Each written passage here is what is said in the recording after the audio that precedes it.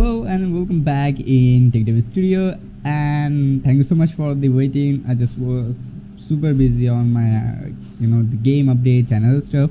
So sorry for that I didn't upload any video from last 7 to 8 days. So yeah, sorry. So in this tutorial part we are going to learn about the editor info, okay, which is basically our part 6. So last video we basically learned some basic navigation and etc stuff. Now let's learn more. The first thing I want to show you that reset option. What is basically the reset option?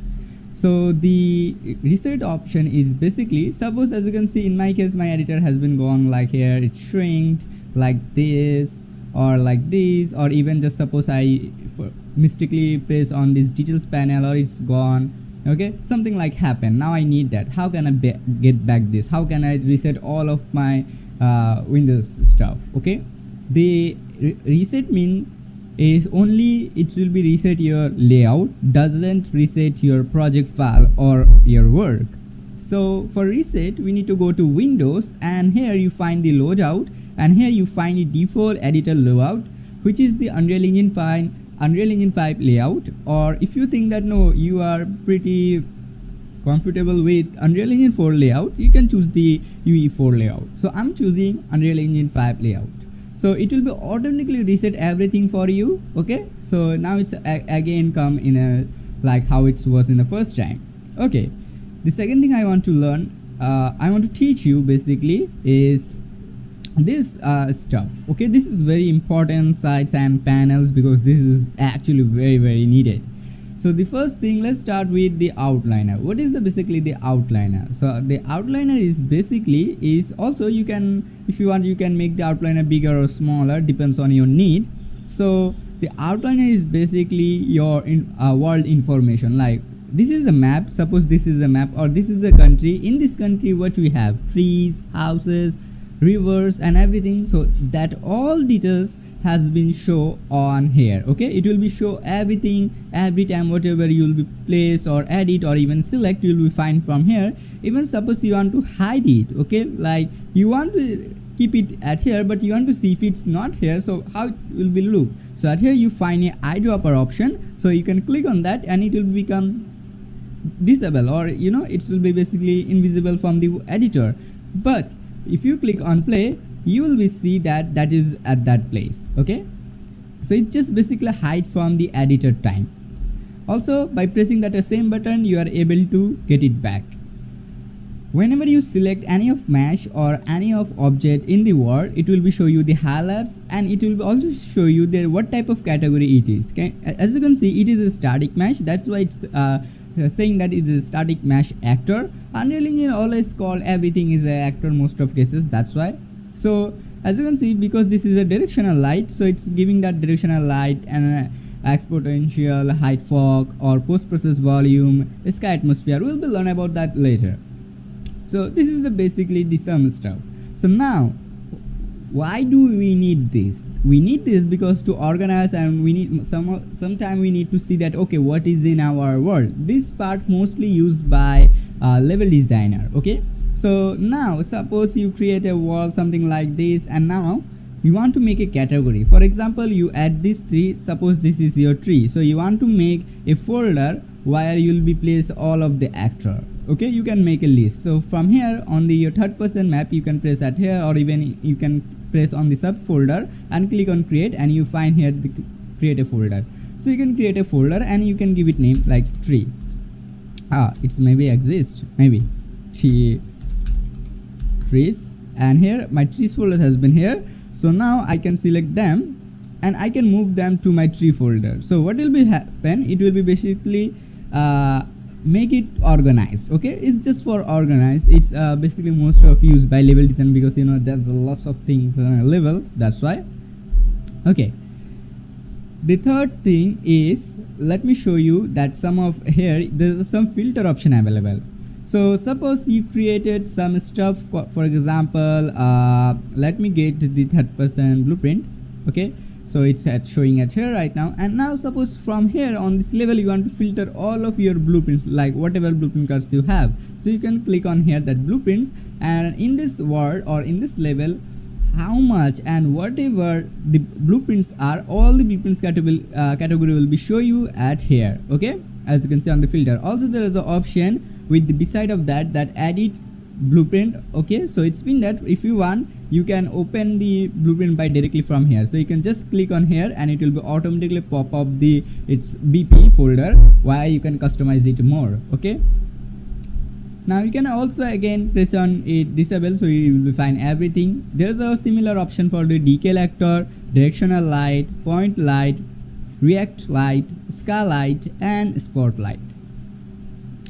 Also there's a couple of more things available on the filter list. You can filter the Niagara and pretty much everything. Okay, like what you needed and what is basically important, and it's sometimes it's harder to be find. So in this way you are able to find it more perfectly and more easily. Also in the settings there's a collab and pretty much everything more, some details available. You can play around with it. Okay, that is not too much important, that way I'm going to skip it. Okay, the third thing is the details panel. Guys, I'm saying that this is a huge thing and this is the most important thing. The details panels is basically give you more detail or more information about that your selected object. Okay, kind of like whatever object I selected is does it have any parent class. Suppose for example this my third person BP, look, it's what it's have a collision, it's have its mesh, it's have its spin, the camera boom, it's have his camera. Okay, lots of things, right? And at here it doesn't have anything, it just have a static component. Okay, so like that you will basically first get a shortcut as summary of your details, and second you will be find some categories of that, like the pretty much the filter option, like the general details. Okay, then actor details, LOD detail, MIS detail, that is pretty much going with the navigation and other application stuff. Then physics information, rendering, streaming, and all. Basically at the all you find all the details. So the first thing you find the location. So what does the location is, and as you can see it's also have some color like red, green, and blue. So as I said in the previous video that the red is always present forward and backward, the Y basically the green is present the X the left and right basically, and the Z which is basically the blue color, it's go up and down. Okay, so that is the pretty same you will be see here. And make sure most of Unreal Engine values show you the float value. Why float, why not integer? Because integer value is a round figure value, and that's why. And but a float is a percentage rate value. So at there's a point value, so the point value we can do more accurate stuff. Okay, suppose if I if it's in an integer, so I can only able to add 1 2 3 like a full number. For example, I want to keep it 10. Oh, why it's go oh yeah, here it is. So suppose at here, and the z-axis I want to make it, as you can see it's have some gap from the ground. So if I press it to 32, it will be like 29 or 28 25. Yeah, so you can see it still have some up from the ground.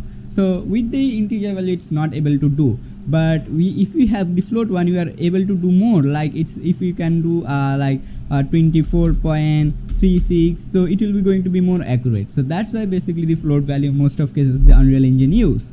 Okay, and pretty much every game engine also use it. Okay, so as I said, the X present the forward and backward. So with by increasing the value you can make it forward, and by decreasing the value you can make it backward. Okay, it's have both plus and minus figure value.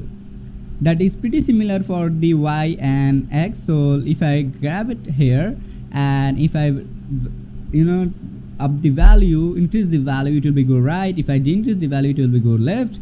If I increase the value to z-axis, which is the blue, it will be go up, and if I increase it, it will be go down. So that is for the more perfect values. It's pretty much similar have for the rotation one. So with the rotation you are able to do the same thing. Okay, just more accurate details and more. And that is pretty similar for the scale one also. Like if you don't want to play with that value, this selection option, you can do with that. Okay, Then there's a one more option available, which call is mobility. What is mobility? Mobility is basically tell Unreal Engine are it's going to be move or it's going to be stay, what is, or it can be dynamic, okay, whatever. So if I set it to static, what will be happen that it will be always stay in the on the air, like how I place in the editor.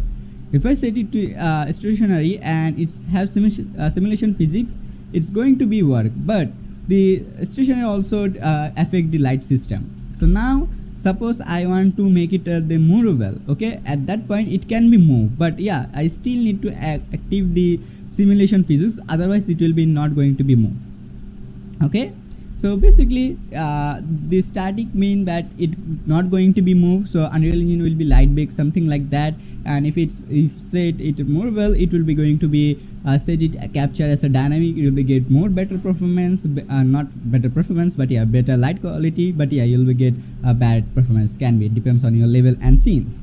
Okay, then there's a available option called the static mesh. So whatever is a in an Unreal Engine, everything, okay, every object is a model for Unreal Engine. Okay, now if you want to learn that how a model create and etc, I can show you a pretty similar and a quick one with a Blender. So this is a Blender, and pretty much you all know about the Blender, how the Blenders work, you watch lots of tutorial video. So suppose in a Blender it's a cube, so this cube is a basically static mesh for the Unreal Engine. Okay, and yeah, that is pretty basically thing. Even we can add our own static mesh if you want. So for example, if you select a object and if you click on export, FBX, music, and you don't need mesh, and make sure apply transform, don't need this, and export, and I'm giving it to my cube. Okay, I'm exporting in my music folder. And now at here I can create a folder, or I'm just adding something like this. So my cube, FBX, did anything wrong? Yeah, I guess I did it wrong. Oh, I didn't select mesh, that's right, sorry. At here, cube, and here, boom, I have now my own cube, okay, which I can show you even. So this what I created in Blender, now I have in my Unreal Engine. Okay, so that is the basically the thing. The model is basically the static FBX, or a object is, or everything is for Unreal Engine is a static mesh. But yeah, you can also, there's some more version like a skeletal physics, skeleton, there's a lot of thing available, but most basic thing is this one. Okay, now from here you are basically able to change this thing with, or you can basically able to replace with any object, like which is basically the same static mesh category. You are able to do the changes. Now there's a one more option available, which is called the materials. Look, I'm not going to show you in this video that how you can create a material or I need to use the material, because the material is a super large stuff, and I'll teach you that in a later part video. So I'm going to skip that material part and I'll show you later, but I can give you some basic information that material is basically the color of that model. As you can see, it's kind of have right now a grid of black and white. So now if I want to put the color like this blue, so it's have a blue material, and I can basically place at here, like in Unreal Engine it's too much easy. You can basically drag and drop even, like something like this, drag and drop, it will be automatically calculate the color. Or even you can select that the object, and at here you can search that model and or the material by name, and you can put at here. Okay, you'll be see something like this. Okay, that is pretty awesome. So and that thing, there's a new thing available, it's not new thing, but it's called physics. So who doesn't like physics? But yeah, at here you can play with the physics. Basically you can break down the Newton laws, you can do whatever you want, something like that. For example, this is a model, right, and we set it to static, so it's mean that it will be not going to be moved. Okay, like we can maybe in a climb, if I create a kind of like a stair, something like this. Now by pressing jump, I am going to able of this cube. I need to give it some more low because my character doesn't jump this height. like this, as you can see.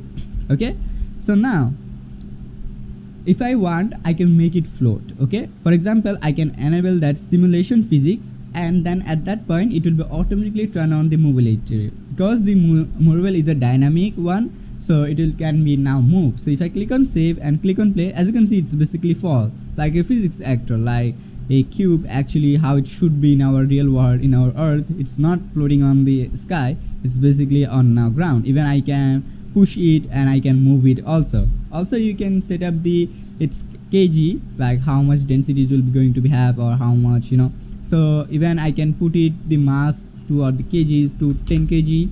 So now if I click on play, now it's only a 10 kg object, not too much, yeah. So even I can put it to 1000, and now it's going to be super harder for me to, you know, move it, because it's a 1000 kg object. So like that. Also by disabling this thing, you can basically make play with that, like you can keep it something like this.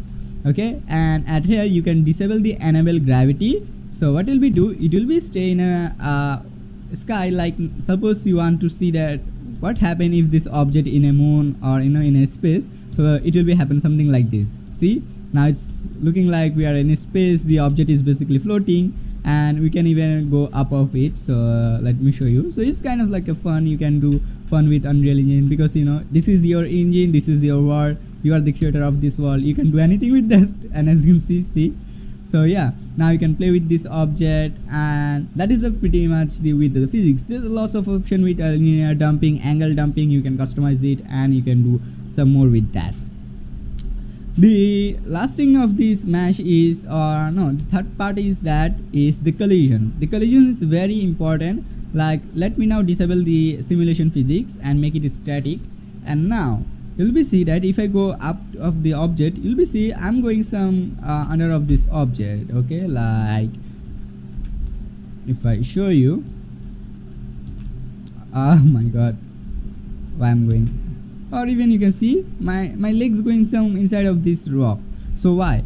Because of collision. So every object and everything has a collision. If you want to see the collisions, how the collisions is basically going to be work, or it's working, you can press the on elite mode, and here you find the player collision option. You can enable it, and you can see how the basically the collisions are working at here. Okay, so there's everything is seeing that it's have collision, and it's have something like this black color, it doesn't have any collision. So what does the collision do? The collision is basically kind of like invisible wall, like it's have a collision, so I can't go inside of that. If it doesn't have collision, I can go inside of that, something like water. Okay, so in this case the collision is some down for this object. So if you want, we can create our own collisions. I'm showing you a quick one. Like you can double click and open your mesh, and you can find here the collision option. You can remove it and click on here, there's some preset collisions are available. You can click on box collision, and here you have now a collision basically with a green border. So you can now click on save, and now if I click on play, and if I try to as you can see, now I have pretty much enough. Oh, it's also can be happen for the material, because I guess the material is have some stuff. So let me change. Yeah, the material is have some high stuff, that's why also. So now if I click on here, as you can see, that is perfect. Now I'm above that. So sometimes it's also depends on the material, because some of materials are can be wrong. Okay, because that is not designed with that object. Okay, and the last of stuff I want to show you is the shadow. Basically the shadow is, you can see that on this our current scene, it's have the shadow basically, right?